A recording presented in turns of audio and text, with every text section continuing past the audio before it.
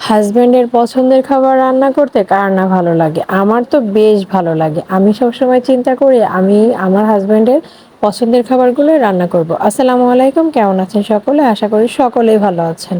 তো এখানে দেখতে পাচ্ছেন এখানে আমি গরুর গোশত ভিজিয়ে দিয়েছি এবং অন্য চুলায় হচ্ছে ভাত অলরেডি হয়ে গিয়েছে। তারপরে হচ্ছে যেটা করব আমি আজকে আমার হাসব্যান্ডের পছন্দের খাবার রান্না করব। যেটা খেতে আমার হাসব্যান্ড অনেক বেশি ভালোবাসে এবং আমি সবসময় সেটাই ট্রাই করি। কারণ ও যেটা পছন্দ করে খেতে সেটাই আমি রান্না করে থাকি। আসলে আমাদের কিন্তু এটাই করা উচিত। কারণ বাড়ির যারা ছেলেরা আছে তারা কিন্তু বাইরে কাজ করে। বিভিন্নভাবে ওরা ওদের পছন্দের খাবার খেতে চাইলেও কিন্তু খেতে পারে না ব্যস্ততার কারণে। তার জন্য হচ্ছে আমাদের মহিলাদের উচিত বাসায় আসার পরে ওদের পছন্দের খাবারগুলো ওদের সামনে দেওয়া। এতে করে কি হবে ওদের মন মানসিকতা সবকিছু ভালো থাকবে এবং খাবারটা খেয়ে অনেক তৃপ্তি পাবে। তো এখানে আমি মসলা অনেক সুন্দর করে কষিয়ে নিয়েছি। এখন এর মধ্যে আমি গরুর গোশতগুলো দিয়ে দিব। আসলে এখানে আমি কোনো রান্না শেখাচ্ছি না, যার জন্য সবগুলো রান্নাই আমি একটু একটু করে দেখিয়েছি, পুরোটা রান্নাই আমি দেখাইনি। তো এভাবে করে হচ্ছে তারপরে আমি একটা আলু দিয়ে পটল দিয়ে সবজি রান্না করতেছি, কারণ এটা হচ্ছে দুপুরের খাবার। রাতের মেনুতে হচ্ছে আমি ওর পছন্দের খাবারটা রেখেছি, সেটা হচ্ছে চালের আটা রুটি আর হচ্ছে গরুর মাংস। এটা খেতে আমার হাসব্যান্ড অনেক বেশি পছন্দ করে, তার জন্য হচ্ছে ওর পছন্দের কথা চিন্তা করে আমি এই খাবারটি আজকে বানাবো।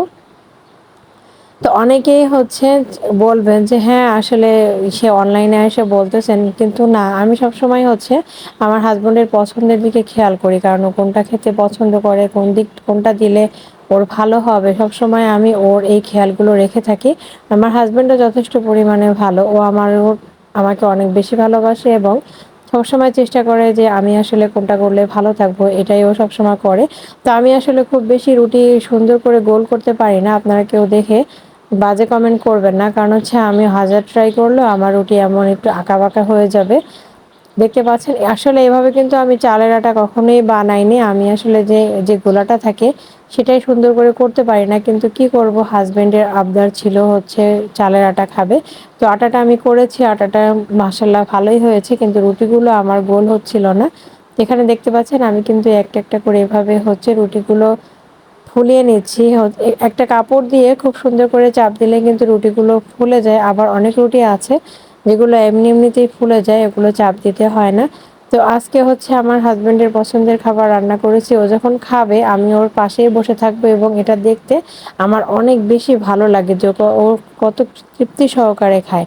আসলে আমাদের সকলের উচিত হাসব্যান্ডের পছন্দের খাবারগুলো রান্না করা, তাতে করে ওরও মন ভালো থাকবে এবং ওর হচ্ছে স্বাস্থ্যও ভালো থাকবে। বাইরের খাবার খেলে আসলে সবাই অসুস্থ হয়ে যায়, এর জন্য চেষ্টা করতে হবে বাসার খাবার